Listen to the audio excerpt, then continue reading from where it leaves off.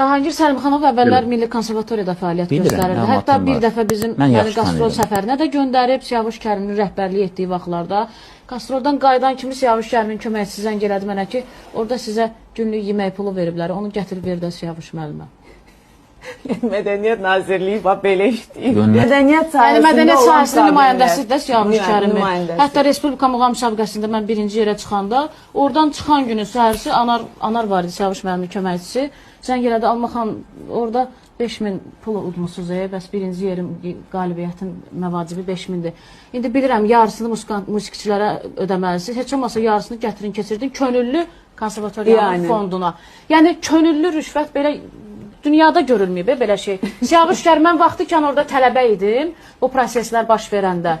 Hətta Respublika Muğam müsabiqəsinin sonraki mərhələsi beynəlxalq müsabiqədə birinci yerdə 10.000 euro mükafat var idi. Orada da məndən tələb elədilər ki, əgər 10.000 evronu verirsənsə, səni birinci yer eləyirik, vermirsənsə, sağollaşaq.